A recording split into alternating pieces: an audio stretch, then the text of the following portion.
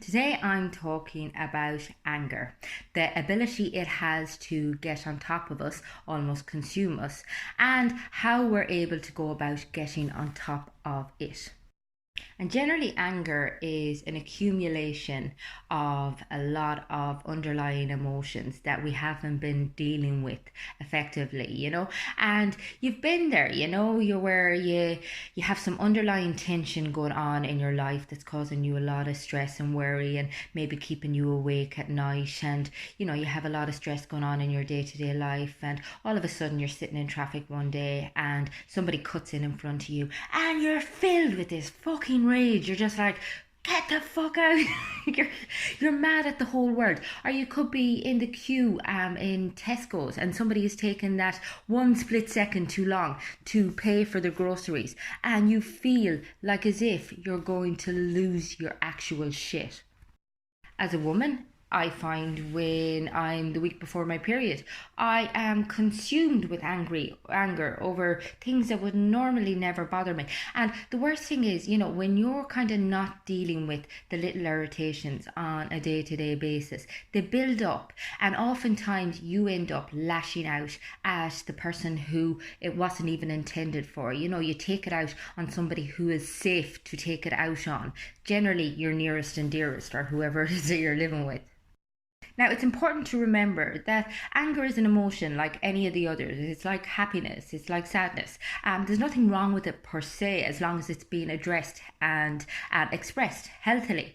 However, we tend to have such negative connotations with anger that we're nearly ashamed to express it in a healthy manner. And as a result, we keep pushing things down, and then they manifest into something fucking massive. Now, the thing is, anger is often a front for what is actually fear. When we are scared of losing something, when we are threatened in some way, generally anger is the only way we know of dealing with it, as opposed to facing up to the fact that we're shitless. The only problem is that if you don't deal with your anger at some stage in a healthy manner, it will literally eat you alive. It will consume you completely. I mean, on a spiritual level, it'll just crush your spirit. You'll be left filled with resentment and bitterness. Then on a cognitive level, I mean, you may as well forget about it, because it's so hard to focus when you're so consumed with such negative energy. Emotionally, it leaves you ultimately feeling full of sadness and despair, because anger is a very isolating emotion. And even on a physical level, I mean, your body is literally being flooded with cortisol all the time when you're carrying anger around with you. And I mean, this has such negative connotations for your health, it's detrimental. On top of all of that, anger leaves a terrible aftertaste. When you lash out in any way, or when you're kind of off with somebody for no reason, you're left with this horrible feeling of guilt. It makes you feel bad about yourself as a person. So what can you do to fix things? How can you express your anger in a healthy manner so it doesn't consume you? Well, one of the first things you need to do is accept the fact that anger happens, as does jealousy, as does resentment. I mean, we're human, and the more we beat ourselves up about these things and try to deny them, the worse they tend to get. Recognize the difference between productive and non-productive anger, and also learn to recognize what your feelings are. So I talk a lot about emotional regulation, and this is getting in touch with how you're feeling on a regular basis throughout the day. And this is really important when you're feeling anger, to be able to slow down your reaction process. So always have a pen and paper handy. Write down what's going on for you as soon as you can feel the anger beginning to rise, and then assess whether or not what you're feeling is appropriate, what the trigger is, whether it's appropriate for this situation, and ways in which you can possibly go about dealing with it. Learn to deal with the little things. I mean, so many of us let the little irritations accumulate, and then all of a sudden we have this major meltdown, and like that's nearly toddler behavior, So if you deal with the little irritations and ask yourself, okay, I understand this person is after cutting out in front of me, but is it worth me getting upset over? Can I just take a deep breath here and just relax a little bit? Or am I going to let this ruin my whole day? And the more you deal with the little angers, the better you're going to be with the big ones. Address what it is that's actually going on for you. So explore your anger, be curious with it, you know. For example, if you feel extremely angry about something that happened in your day that shouldn't warrant that level of anger, sit with it and see, okay, what's actually going on here? What have I been experiencing the last few days? Is there something that's been playing on my mind? Was there an event that triggered such a strong reaction that reminded me of something from my past? So, you know, get curious about yourself, and that level of self awareness will help you so much. Ask for help. Ask for help from somebody you know. Explain to them what's happening. But also ask for help. Have a faith that there's something bigger than you out there who is available to give you some sort of support in your toughest moments. And I mean, it's so important to have some faith in something, particularly when you're consumed with a lot of anxiety, a lot of negative emotions, if you're struggling with your mental health, just to have some sort of spiritual belief that you can just hand over all of the emotion to, so you're not carrying it all by yourself.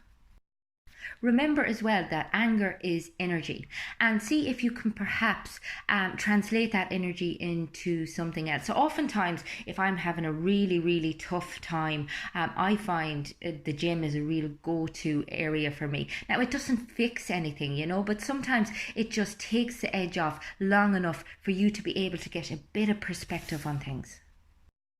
Forgive yourself and forgive others. If you look for an opportunity to forgive, to display kindness in every single thought, every single emotion you have, you will find it somewhere. Now, it's not always easy. You have to train yourself to do it. But it is like anything. It's like any muscle. It does get stronger. Keep reminding yourself that the person who is most damaged by your anger is you. It literally consumes you. It will shorten your lifespan, and it will reduce the quality of the lifespan that you're left with. So, you know, you owe it to yourself to be able to let shit go. Meditate regularly. Now, I'm talking on a daily basis. And again, I tell people, you know, I'm not saying that you have to sit for 45 minutes every day. Even if you can just fit 5 minutes in the morning and 5 minutes at night. And again, you know, just ask for help. Move the anger outside of yourself. You know, you're just giving yourself this mental message that you're not alone, that you're not dealing with all of these strong emotions by yourself, that there's somebody there that will help you through. Be kind to yourself, and this in turn will allow you to be kind to others. Bear in mind that particularly if you've had any sort of trauma in childhood, or you know, you've experienced any sort of significant event which leaves you feeling very fearful and very angry, that it is a really difficult habit to break out of, you know, and it's not something that you're going to get right straight away. So be very patient with yourself and learn to repair quickly, because the longer you hold a grudge, the longer you let things simmer between people, the more damage is done, the more you're holding on to anger. Whereas if you can just own up to your mistake and apologize, at least then, you know, you're not carrying that weight with you all of the time. Bear in mind as well, you can never avoid all conflict. Now, a great way of reducing the amount of conflict in your life is to build on your self-acceptance. And generally this means that even if somebody is telling you that red is black, you'd be just like, yeah, okay, yeah, whatever you think. You know, you're a lot more chilled, you're a lot more relaxed about things, because you don't feel the need to disagree with others, because you have enough acceptance in yourself to just be content in yourself, you know. But it's so important to recognize that there is some conflict that needs to be dealt with. And if your self-awareness, if your empathy skills, if your communication skills are fairly good, then you don't have to worry about it. But again, bear in mind, you know, that you need to be very aware of the other person's experience. You need to be very aware of the fact that you may in fact be wrong in you know, kind of feeling aggrieved, and be open to be contradicted to, and to be able to let go of this need to be right. I mean, it causes us so much heartache, you know, just to be able to be like, well, I'm okay because I accept myself for who I am. So even if you disagree with me, I can let that go. So, take home message: anger is one of those things that happens to everybody. It is only toxic when it's dealt with in an unhealthy manner. Once you learn to deal with it effectively, to assess how appropriate it is to express it, and to quench it if needs be, then you don't have to worry so much about it, and you'll feel a lot more peaceful, and you cannot put a price on peace of mind. I mean, holding on to anger is one of the most toxic things you can do for your mind, body, your soul. So just let all of that shit go. I'll be covering all of this content and more in my workshop on September the 18th in the Maldron Hotel in Tala. God, I forgot the date there for a second. And as always, if you want any further information, or if you're experiencing some extreme anger issues and you'd like help with them, get in touch on here, on Facebook, or indeed on the website fundamentals.ie.